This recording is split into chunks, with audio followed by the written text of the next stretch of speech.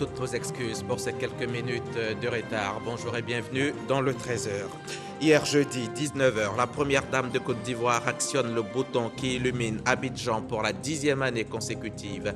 La cérémonie Abidjan Ville Lumière a eu lieu au parc Dominique Ouattara de Cocody en présence de hautes personnalités et des populations de la commune. On retournera sur les lieux au début de cette édition. Dans cette édition également, on ira prendre part à l'atelier de restitution des résultats du projet d'appui à la relance des petites et moyennes entreprises. À travers le projet Para-Covid-19, l'agence Côte d'Ivoire PME, appuyée par l'Union européenne, va aider 850 PME à relancer leurs activités, à suivre dans une quinzaine de minutes. Le Bénin a connu mercredi une nouvelle attaque perpétrée dans le nord-ouest du pays, près de la frontière du Burkina Faso. C'est une position des forces armées béninoises qui a subi l'attaque. Il n'y a pas eu de revendication pour l'instant et les Béninois ne disent pas qui les attaque. Bilan, un mort du côté forces armées béninoises et 2 terroristes tués. Avant de développer ces titres, sachez que son Excellence, M. Alassane Ouattara, président de la République, chef suprême des armées, a procédé le mercredi 22 décembre 2021 à la signature de plusieurs décrets portant promotion et nomination au sein des forces armées de Côte d'Ivoire, de la police nationale, des eaux et forêts et de la direction générale des douanes. Hier 23 décembre, au soir, la Première Dame a mis sous tension les illuminations d'Abidjan, marquant les festivités de fin d'année. Cette 10e édition d'Abidjan Ville Lumière a eu lieu au parc Dominique Ouattara de Cocody, en présence de plusieurs membres du gouvernement, de présidents d'institutions et de chefs coutumiers et religieux, mais aussi des populations sorties massivement pour l'occasion. Reportage. 3, 2, 1, go. Et Abidjan s'illumine pour les festivités de fin d'année. C'est devenu une tradition. Ce soir encore, la Première Dame de Côte d'Ivoire donne le ton. Cadre choisi cette année, le parc Dominique Ouattara de Cocody. Nous savons tous ce qu'une lueur de lumière apporte dans un endroit sombre et l'impact qu'elle a sur les personnes qui s'y trouvent quand elle fait son apparition. La joie renaît dans les cœurs et se lit sur leurs visages. Le rapprochement des uns et des autres devient plus aisé. Un sentiment de sécurité habite ces personnes. Comment alors ne pas vous remercier, vous qui par une touche illuminera non pas un endroit, mais plusieurs places et boulevards. Votre attachement aux illuminations et à tout ce qui touche aux activités sociales est un puissant message destiné à vos frères et sœurs ivoiriens que vous appelez à épouser les valeurs de partage, d'harmonie et de beauté de cœur, toutes choses qui concourent à l'instauration de la paix sociale afin que notre pays s'engage résolument sur le chemin du progrès continu. Abidjan Ville Lumière est désormais le rendez-vous annuel des milliers de personnes, de touristes, qui affluent de partout dans le monde pour célébrer avec les Ivoiriens les fêtes de fin d'année. Donner aux Ivoiriens ce qu'il y a de meilleur est la chose que son Excellence, Monsieur le Président de la République, son Excellence, Monsieur Alassane Ouattara, votre époux, recherche quotidiennement pour ses concitoyens. Abidjan qui se drape de sa plus belle parure. Abidjan qui rayonne, qui brille de 1000 feux, comme pour éclairer les voies qui mènent à 2022. 2022, cette nouvelle année que la Première Dame souhaite belle et heureuse pour l'ensemble des Ivoiriens. Des milliers de petites étincelles qui, unies dans un harmonieux scintillement, mêlent leur beauté aux unes aux autres pour créer la plus belle des magies, celle de la solidarité. En étant solidaires, ces petites ampoules deviennent plus rayonnantes, plus belles et plus puissantes. À l'image de ces magnifiques illuminations, lorsque nous sommes unis, nous assurons à notre belle Côte d'Ivoire un magnifique rayonnement et à nos concitoyens un développement harmonieux. Aussi, le thème retenu cette année pour les illuminations, à savoir Côte d'Ivoire, solidaire et unie, est tout à fait à propos et nous incite à garder à l'esprit ces valeurs cardinales à savoir la solidarité et l'unité pour notre pays. Chers frères et sœurs, bonne fête de fin d'année à toutes et à tous, dans la santé, la paix et le bonheur. Le président du Conseil économique, social, environnemental et culturel, des ministres gouverneurs, des membres du gouvernement, des personnalités de tous bords, des chefs coutumiers et religieux, tous assistent heureux à cette 10e édition d'Abidjan Ville Lumière, avec pour cerise sur le gâteau cette année la distribution de vivres et de non-vivres à de nombreuses familles vulnérables de Cocody, dont d'une valeur de 30 millions de francs CFA, la matérialisation même de la Côte d'Ivoire solidaire, comme le prône le gouvernement. En cette période de fin d'année, nos soldats n'ont pas de répit. Ils ne connaissent pas de repos, mettant leur vie en danger au quotidien.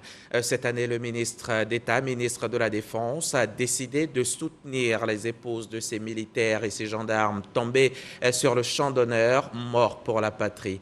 Environ 400 d'entre elles ont reçu des vivres et des enveloppes pour un montant global de 60 millions de francs CFA. Le témoignage d'Abou Sanogo. Elles sont au nombre de 399 et elles ont en commun d'avoir perdu leurs époux au combat, au champ d'honneur, en mission commandée ou dans le service courant. Elles ont également en commun de devoir supporter toutes seules les charges de construire l'avenir de leurs familles respectives.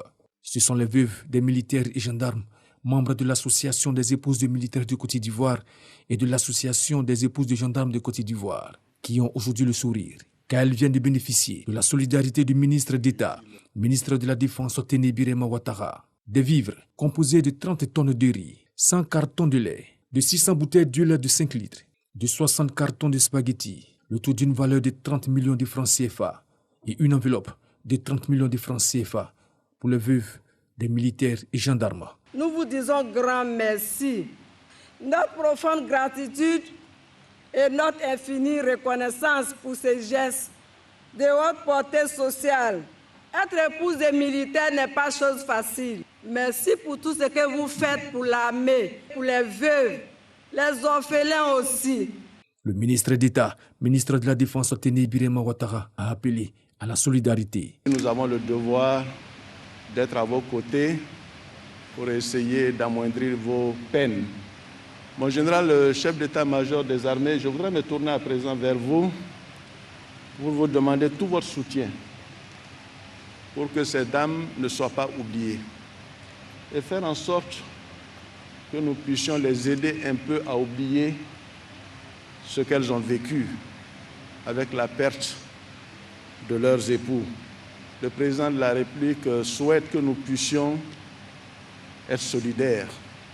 C'est tout le sens du programme qu'il entend mettre en œuvre en 2021-2025, la Côte d'Ivoire solidaire. La Côte d'Ivoire solidaire, c'est un regard, c'est un sourire, c'est un geste, c'est peu de choses, mais beaucoup à la fois. Ce sont donc 276 veuves des militaires et 123 veuves de gendarmes qui ont bénéficié de la solidarité du ministre d'État, ministre de la Défense, Téné Birema Ouattara. Cette période de Noël est un moment de partage, un moment de solidarité. De nombreuses familles vulnérables de Yopougon sont assurées de passer de merveilleuses fêtes de fin d'année et pour cause, elles viennent de bénéficier de sacs de riz de la part d'un mouvement dénommé Synergie Ado. Sephora Zegui nous en dit plus. 160 familles issues de 3 quartiers de la commune de Yopougon reçoivent du riz en guise de soutien pour les fêtes de fin d'année. L'initiative du mouvement Synergie Ado vient apporter de la joie dans ces familles vulnérables en cette fin d'année. Mais le mot me manque. Ce que j'ai à dire, c'est seulement merci à maman Fantagbe, à son mari et aussi à Kadi Silla. 4 tonnes de riz distribuées au total à la CDC, Mikao et à Port-Pouet 2 pour célébrer l'anniversaire de la première dame Dominique Ouattara le 16 décembre dernier. Nous avons décidé de mener une tournée de proximité dans des zones de Yopougon afin de célébrer à notre manière l'anniversaire de notre première dame Dominique Ouattara. Par des instants de dons, par des moments de partage, de communion avec différentes femmes issues des couches défavorisées ou des veuves. Créé en 2008, Synergie Ado est un mouvement de femmes proches du RHDP. Ce mouvement n'est pas à sa première activité. Il s'est engagé dans la lutte contre la COVID-19 en avril dernier en distribuant des kits sanitaires dans les communes de Yopougon, Adjamé, Abobo et Koumassi. Ces festivités de fin d'année sont aussi une occasion pour des commerçants véreux de faire du profit en gonflant les coûts des denrées. Mais heureusement, le gouvernement veille au grain. Le Comité national de lutte contre la vie chère est sur le terrain depuis quelque temps, poursuivant ainsi sa campagne contre la flambée des prix.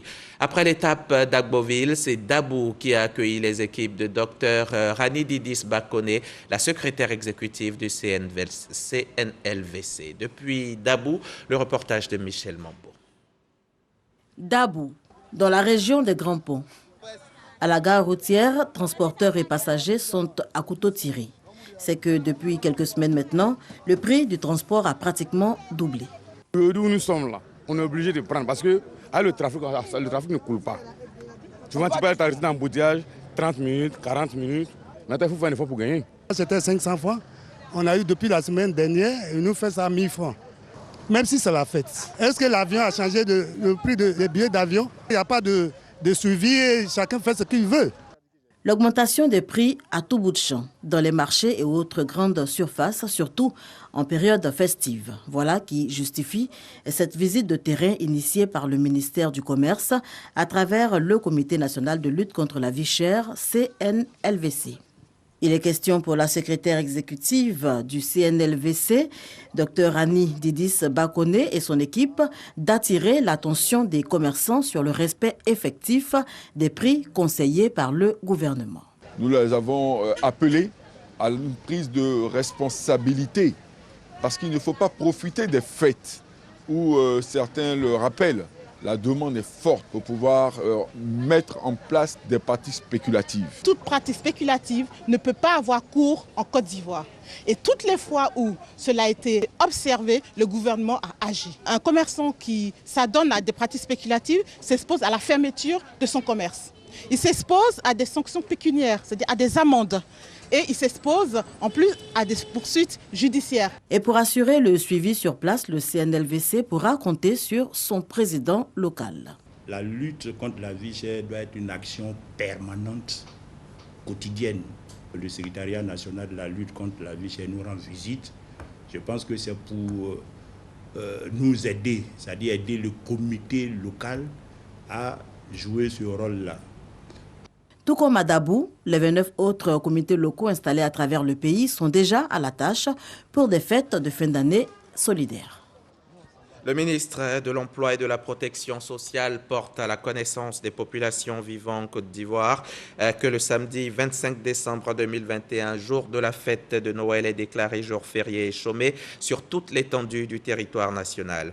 Pour la signataire de la convention collective interprofessionnelle du 20 juillet 1977 et conformément aux dispositions de l'article 64 de la dite convention, le samedi 25 décembre 2021, jour de la fête de Noël, est déclaré jour férié, chômé et payé. Signé des mains de Maître Adama Kamara, le ministre.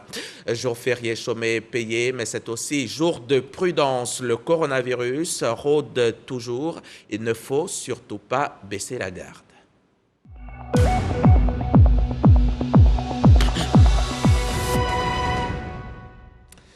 Un mort de plus, un mort de trop, hier jeudi, du fait du coronavirus, ce qui fait à ce jour 707 décès et le responsable est connu, c'est toujours le même depuis mars 2020. Le monstre Covid, encore plus fort qu'il ne l'était il y a quelques jours, a touché jusqu'à 377 personnes hier. Le nombre total de cas confirmés en Côte d'Ivoire depuis le début de la pandémie s'élève aujourd'hui à 62 960 avec 1059 patients qui combattent actuellement la maladie. Alors les fêtes n'excluent pas la prudence, lavage régulier des mains, non au regroupement inutile et le port du masque. Ce sont des gestes simples qui pourraient nous protéger de ce coronavirus.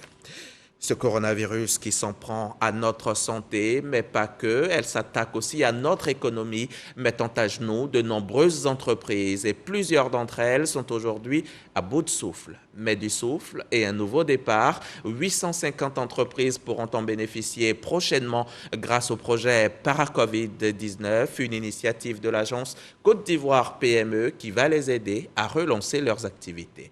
Marie-Ange Kouakou, Cheikh Kone, Aboubakar. 850 PME qui vont bénéficier du projet Para-Covid-19 de 2021 à 2023. Opérationnalisé depuis 2019, l'agence Côte d'Ivoire PME est l'organe de mise en œuvre de la politique du gouvernement qui a en charge l'accompagnement des PME. C'est à juste titre que le gouvernement a mis en place un fonds de soutien aux petites et moyennes entreprises dont l'activité a été impactée par la crise sanitaire. Généralement, les PME sont financées lorsqu'elles sont en phase de croissance, c'est-à-dire qu'elles ont une bonne santé au niveau des activités, sans souvent qu'elles sont financées. Mais dans un contexte de crise, vous financez des entreprises, pas parce qu'elles sont excellentes dans les activités, mais plus parce qu'elles ont été impactées par un effet exogène. En ce moment-là, le défi pour le gestionnaire d'entreprise, c'est comment utiliser des ressources dans un contexte qui existe toujours. Donc votre challenge, c'est d'adapter d'abord votre modèle d'affaires. Au cours de cet atelier, les cabinets conseils qui avaient pour mission de définir les indicateurs de réussite de chaque PME ont présenté leurs résultats. Pour ces experts, ce secteur manque de structuration. Avec le projet Para, cet accompagnement est un plus qui leur permet à leur niveau de pouvoir s'organiser, de pouvoir se structurer et surtout les aider dans leur prise de décision. Parce qu'aujourd'hui, toute entreprise qui a une bonne structuration, la prise de décision pour le dirigeant, c'est beaucoup plus facile, beaucoup plus aisé et ça lui permet de mieux orienter son activité. Un des objectifs majeurs de la politique européenne est l'éradication de la pauvreté dans le monde. Ce projet financé par l'Union européenne en est la preuve. L'agence Côte d'Ivoire PME, comme les autres dispositifs d'accompagnement, ont dû mettre en place leurs outils, recruter des cabinets de consultants pour accompagner les entreprises. Ça prend un petit peu de temps, mais néanmoins, on voit aujourd'hui par l'atelier qui est là que les cabinets qui ont été recrutés sont de bonne qualité et que les entreprises peuvent, grâce à ça, à la fois renforcer leurs capacités et accéder à des financements. Représentant 80% du tissu économique, les petites et moyennes entreprises jouent un rôle primordial dans le développement économique de la Côte d'Ivoire.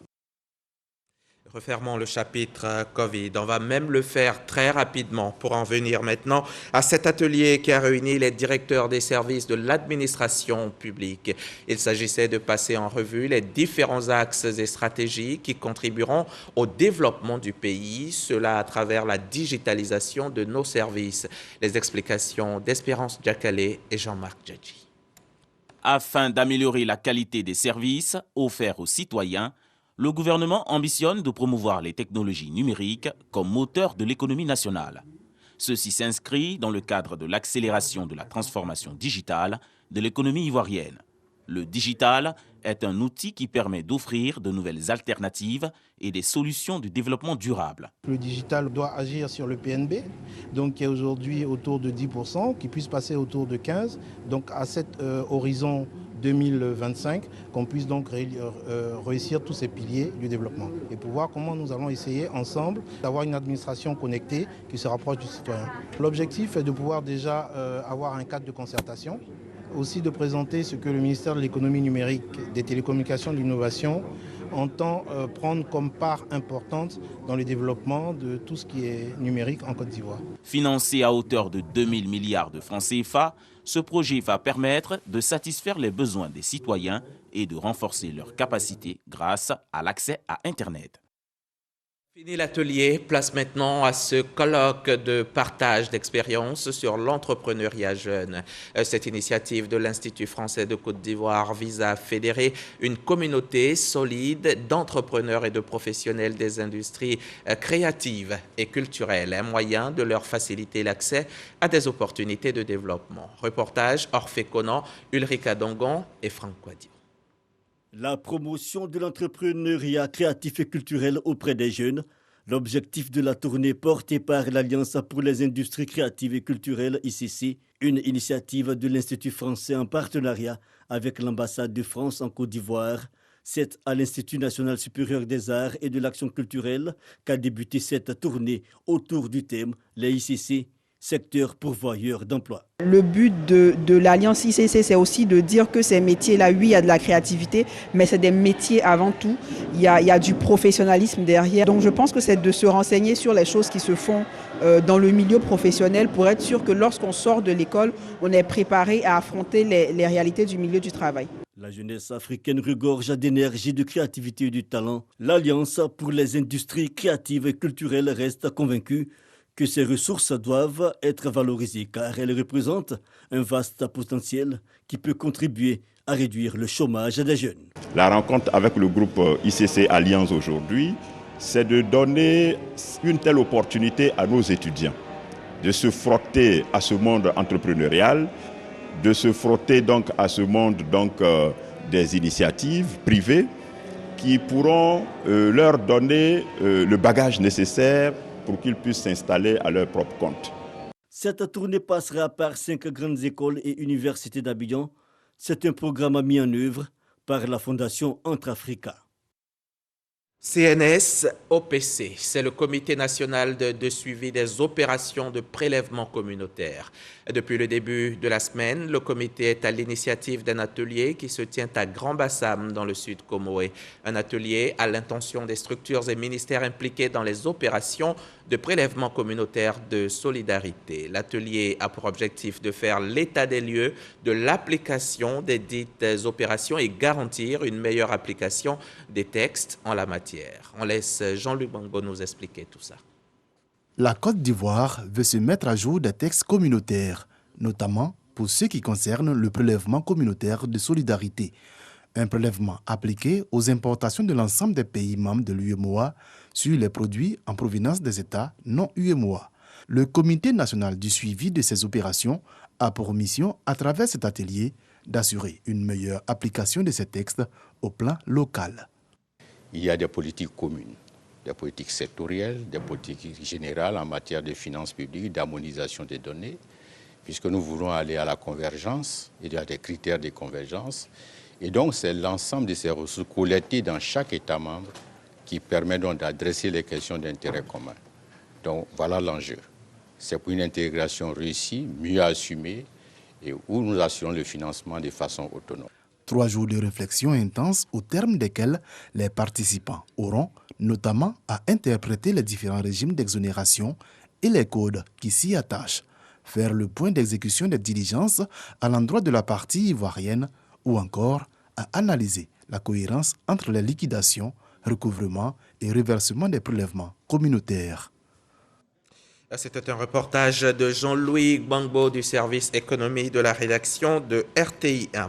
Allons-y maintenant à Yamoussoukro, la capitale politique de Côte d'Ivoire. Là-bas, on réfléchit à la création de l'OIA, l'organisation interprofessionnelle agricole de la filière anacarde. C'est en cela que se tient l'Assemblée générale de la Fédération des unions de sociétés coopératives des producteurs d'anacarde et l'Assemblée générale élective des producteurs individuels d'anacarde. On rejoint Jean-Marc Djadji sur place à Yamoussoukro.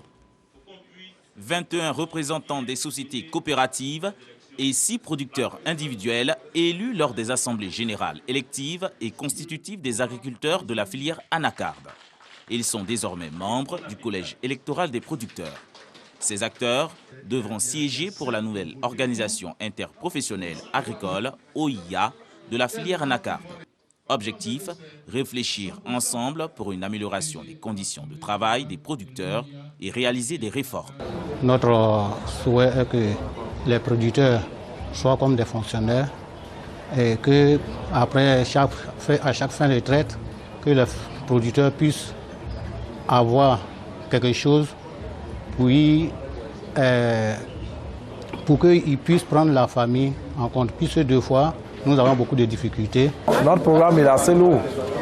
Il est lourd, mais essentiellement, ça tourne autour de l'esprit qui doit animer le producteur dans la croissance de la filière.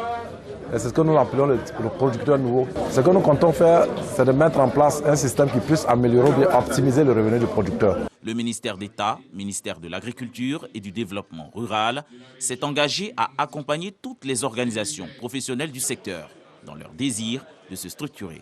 Monsieur le ministre d'État, ministre de l'Agriculture et du Développement rural, attend beaucoup de cette fédération. Et je voudrais vraiment louer votre esprit d'ouverture, votre esprit de consensus. Cela démontre bien que vous avez à cœur le problème de la filière. Ce sont 140 acteurs de la Fédération des coopératives et des producteurs de la filière Anacarde qui ont pris part aux travaux de ces assemblées. Le processus de la mise en place de l'OIA est à sa phase finale avec ce nouveau collège électoral des producteurs d'Anacarde. Comment trouver le remède au mal du terrorisme? Le terrorisme qui sévit fortement en Afrique, annihilant les efforts de développement de nombreux pays.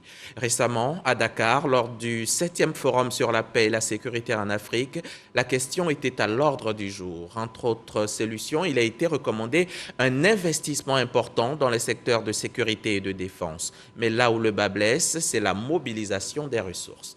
Mahama Traoré.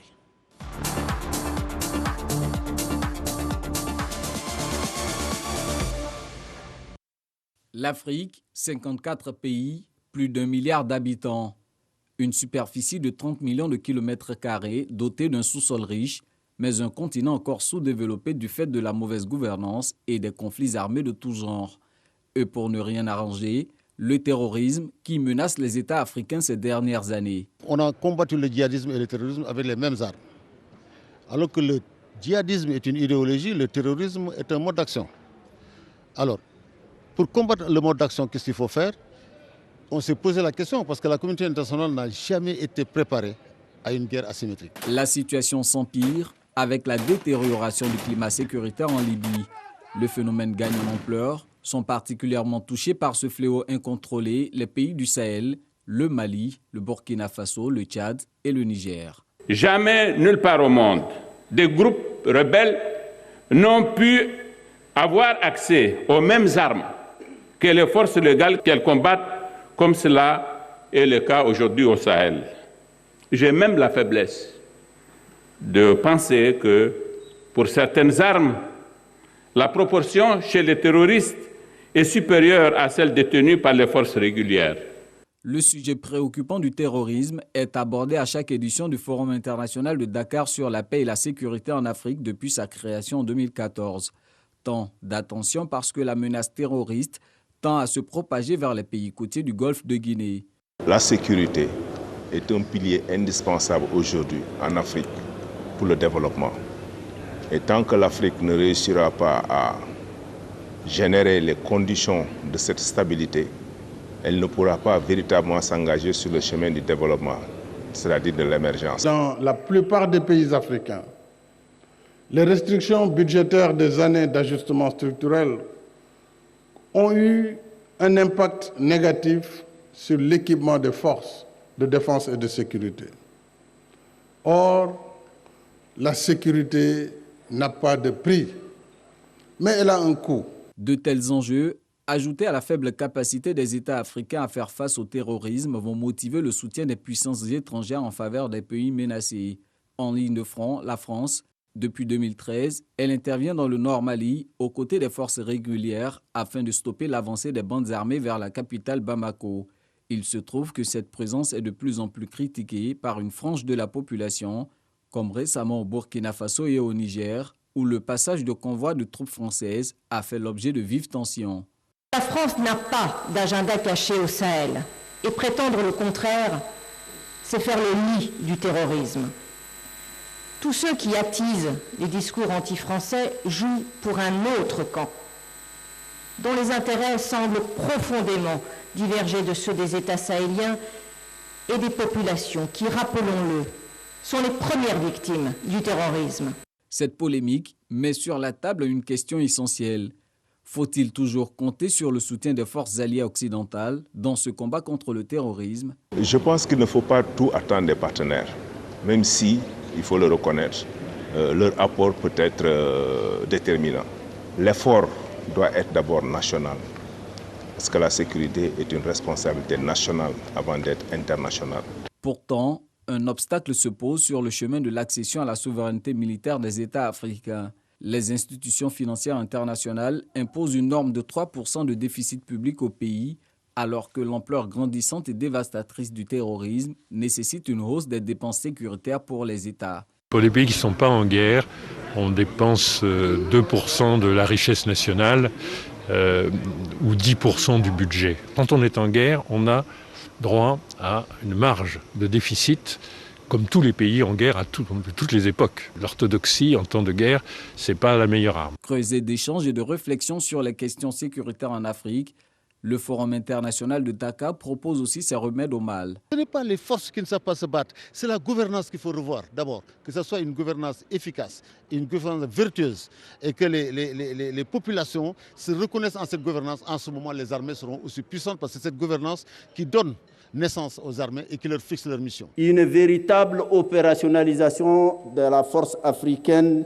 en attente et du Fonds de la paix s'impose. Il faut que les États africains se disent que c'est à nous de financer la force africaine en attente.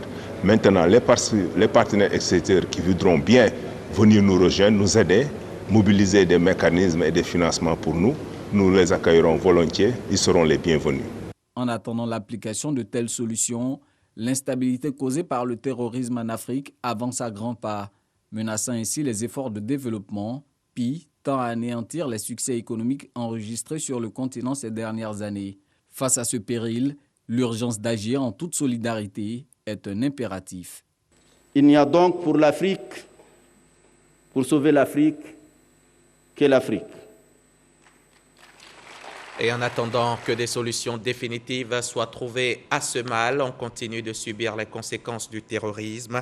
Le Bénin vient d'en faire les frais. Une nouvelle attaque a été perpétrée dans le nord-ouest du pays, près de la frontière du Burkina Faso. Bilan actuel, 1 mort et 2 blessés du côté forces armées béninoises et 2 terroristes tués. C'est fini, on s'arrête là pour aujourd'hui. Je vous dis au revoir en vous souhaitant un très joyeux réveillon de Noël.